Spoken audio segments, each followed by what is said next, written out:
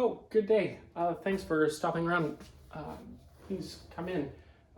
You catch me actually working on a little poetry.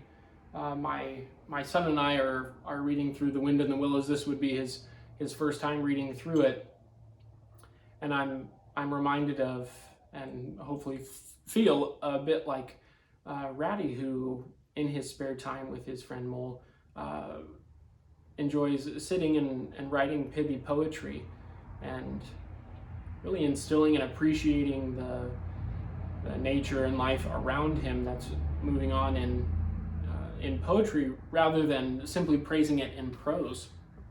So I'm working on a poem called The Griffin, and I actually have here what I'm drinking is this really lovely Syrah port, and you'll see here this really lovely image of on their emblem this fantastic griffin. So it seems a fitting companion to be drinking this.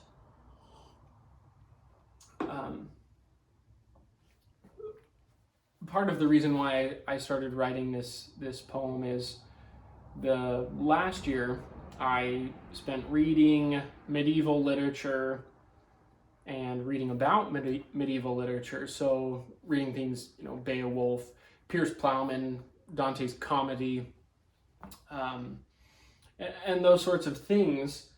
And reading about it, recommendations like, I believe it's D.W. Robertson's A Preface to Chaucer, which I got on recommendation by Dr. Anthony Esselin, and some other things. Michael Ward's book, Planet Narnia, was an excellent introduction and really got me fascinated with the medieval imagination. But then also reading things like Lewis's The Discarded Image, his series of, I believe it's lectures on medieval and Renaissance literature. So it got me into quite the rabbit hole. So I thought, what better way to distill and cement some of those things in my imagination than writing a poem in the style and spirit of a medieval. So that's a bit of my attempt. I'm not a scholar, so it will be more contemporary than medieval, I'm sure, but there are plenty of references.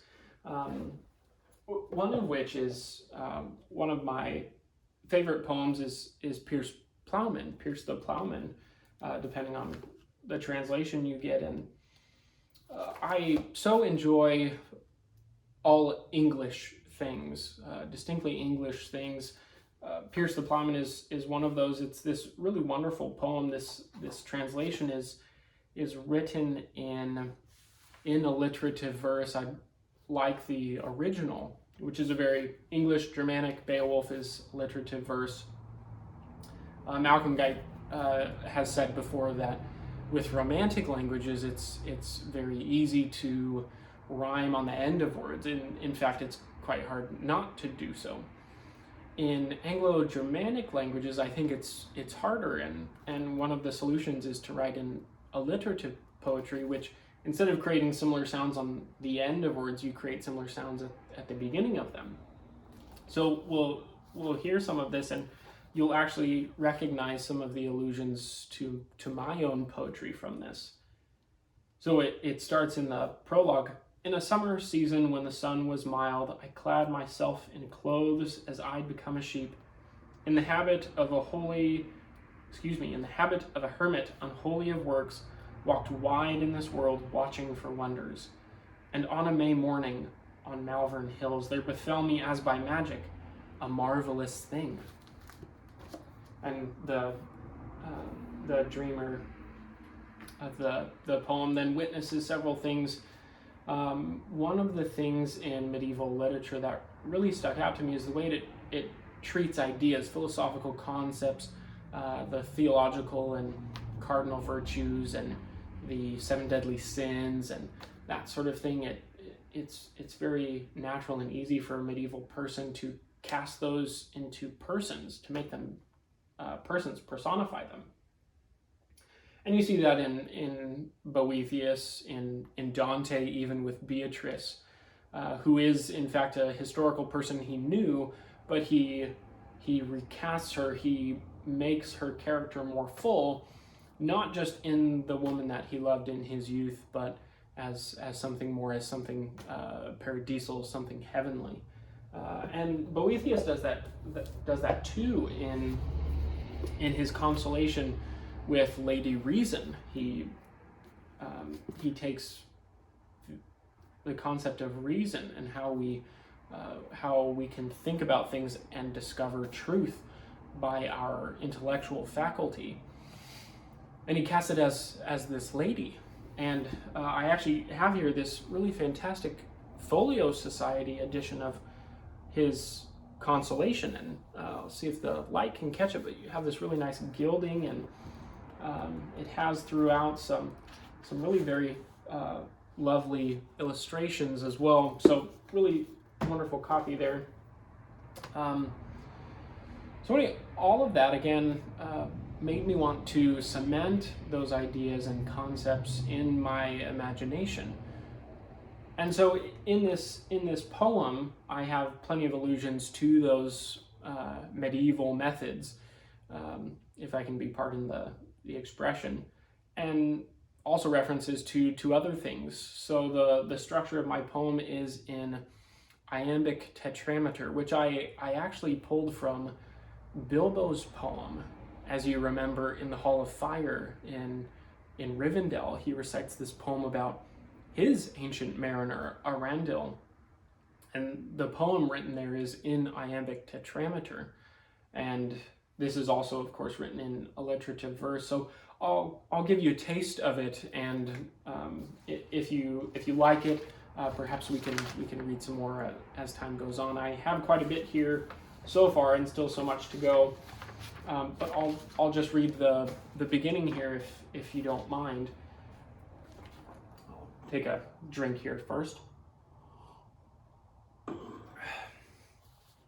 One summer season with mild sun, I, clad in cloth from woolen sheep, walking went through lane and wood. I weary went, I could not sleep, for slumber slipped away from me as I'd not deigned to drop my eye. Such sorrow still at mortal sin had led my lamps to tearful cry. And on that morn in Malvern Hills I stopped my stroll, and sitting down against a sapling stalk at ease, I sat till sun had seized the crown. And in his heat and warmth beheld the land below so lush a length, that stretched o'er slope and valley shade, and peace repaired my feeble strength. That peace perceived led me to pause, and drowsy dropped me into dreams. I seemed to scarcely know I slept, all bathed in bright sunlighted beams. In senseless state it seemed I saw with sight and skill to greatly see, for where I was of Walsingham, as if long leagues were near to me. I saw where Saint announced the Lamb, beheld that home where Mary knew, and Reicheld raised a model rite, where angel gave her gospel news. My view then veered to higher vaults, the heights of heaven I then beheld, the planets pranced and spun for love, in seas of stars like water swelled.